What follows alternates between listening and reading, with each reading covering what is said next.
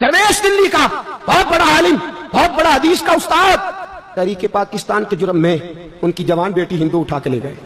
जवान बेटी हिंदू उठा के, इन जालिमों से पूछो, इन वडेरों से पूछो, तुम अपनी कुर्बानी तो बताओ। तुम्हारे वालिदैन तो बैठे हुए थे अंग्रेज के कदमों में, तुम तो जूते साफ करने वाली कौम हो, या हुक्मरान बन गए। मौलाना अमीरुद्दीन की जवान बेटी ले गए और हजरत के पास लोग आए, मुझे बताओ बेटियों की तकलीफ कितनी बड़ी होती है। सीना जख्मों से छलनी हो गया।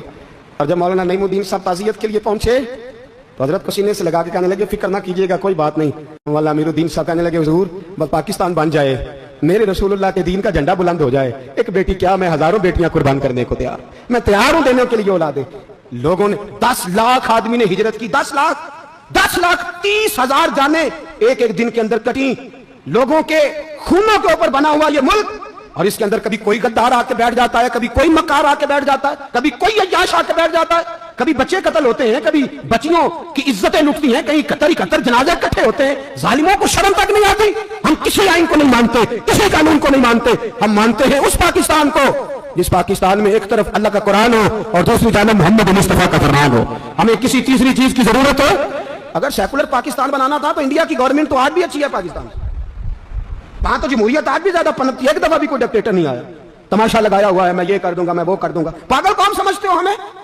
बेवकूफों का मुल्क है जो तुम्हारे जी में आता कहते जाते हो, जो जिसके मन में आता है वो कहते जाते हो। सुनो इस्लाम किस तरह की खिलाफत चाहता है। अमीरुल मोमिनीन खलीफतुल मुस्लिमीन हजरत उमर फारूक। सुनो हुकूमत किसको कहते?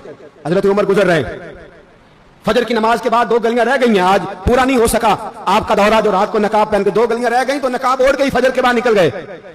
एक छप्पर है छोटा सा, एक कुटिया है, झोंपड़ी, बूढ़ी अम्मा बैठी है।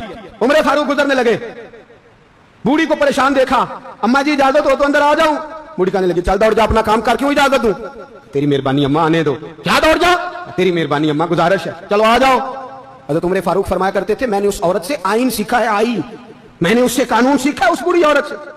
अंदर आ गए उमर फारूक, अम्मा क्या परेशानी है, क्या बात? अम्मा कहने लगी, खामद इंतकाल कर गया, औलाद अल्लाह ने दी कोई नहीं, मैं गरीब हूं, 3 दिन से रोटी नहीं खाई, 25 दिनार का कर्जा चढ़ गया है, मुझे उमर फारूक से बड़ी शिकायत है। उसने मेरा हाल ही नहीं पूछा। हज़रत उमर कहते थे, मुझे उसने दस्तूर और आइन सिखाया। कहने लगे, शिकवा है, उमर आया ही नहीं। हज़रत उमर कहने लगे, अम्मा उमर को क्या पता कि तू इस हाल में है। अम्मा दस्तूर बयान करती है, अम्मा जमहूरियत का ऐलान करती है, कहती है नहीं पता उमर को, तो उमर से कहो छोड़ दे हुकूमत, उसके हवाले करे जो खबर रख सकता है, ना इधर उधर की तू बात कर, ये बता के काफिला क्यों लुटा, मुझे रहजनों से गरज नहीं, तेरी रहबरी का सवाल है। उमर से कहो छोड़े हुकूमत, उसको दे जो पता रख सकता है। हजरत सैयदना नाफे फरमाते हैं, जिसके सामने किसरा और रूम के बादशाह कांपा करते थे, मैंने उस उमर को बूढ़ी अम्मा के सामने कांपते हुए देखा। राशादारी है उमर फारूक का। दौड़े गए, 25 दिनार लाए, राशन ला के लाए, रोटियां पकाई, बूढ़ी अम्मा को खिलाई। कहने लगे, अम्मा 25 दिनार ले ले और चल, गलती हो गई, उमर को माफ कर दे। अम्मा बोल के कहने लगी, मैं नहीं माफ करती, मैं तो पक्का फल लूं, बस गिरने वाली हूं, एक दफा कब्र में जा लेने दे, मेरे रसूल आएंगे तो मैं उमर की शिकायत करूं।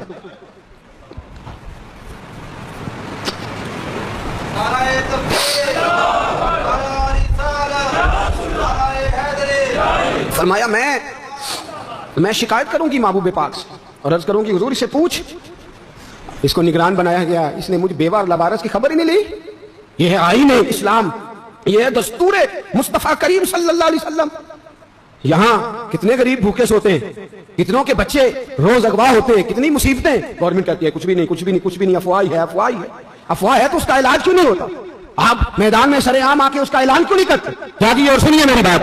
हजरत सैयदना फारूक आज़म ने 25 दिनार दिए, फिर उस अम्मा को खाना दिया। कोई बरादरी नहीं इस अम्मा की, कोई वोट बैंक नहीं, कोई ये अम्मा किसी बड़ी बरादरी की नहीं जिसका 2 लाख वोट हो। अमीरुल मोमिनीन होके उमर फारूक अम्मा के कदमों में बैठ गए। कहने लगे, अम्मा उमर कमजोर है, हुजूर का सामना नहीं कर सकता, तेरी मेहरबानी नबी पाक के सामने शिकायत ना करना। अम्मा कहने लगी, चल मैं तेरी खातर माफ कर देती, जा तू मुझे किसी अच्छी माँ का बेटा लगता है, जा तेरी खातर। कहने लगे, चल फिर मुझे लिख के दे। कहने लगी, मैं तो अनपढ़ हूं, तू लिख दे, मैं दस्तखत कर दे। हजरत उमर ने लिखा। एक बूढ़ी अम्मा को शिकायत थी खत्ताब के बेटे उमर से, और फिर वो माफ हो गई। अम्मा कहती है, मैंने अल्लाह की रिदा के लिए माफ, ये दस्तखत कर दो। अम्मा के आगे किया तो हजरत अली आ गए, हजरत अब्दुल्लाह इब्ने मसूद आ गए। कहने लगे, उमर यहाँ फिर रहे हो, मैं सारे मदीने में ढूंढ रहा था। अम्मा उठ के खड़ी हो गई, हाय मैं मर गई, ये उमर था, ये मैंने क्या किया? हजरत उमर कहने लगे, अम्मा ना, अपने वादे पे कायम रहे, तूने जो कहा था उस पे कायम रहे। हमें तो बताया गया था ये वाला निजाम पाकिस्तान में आएगा, ये कहा था कायदे आजम ने, ये रंग मिलेगा तुम्हें। कहा माँ तू वादे पे कायम रहे, लिख के दे। लिखा, अम्मा ने साइन किए। फिर हजरत अली से कहने लगे बतौर गवाह आप भी साइन कर दो। फिर अब्दुल्ला इब्ने मसूद से कहने लगे आप भी साइन कर दो। साइन हो गए तो जनाब उमर ने रुका लपेटा।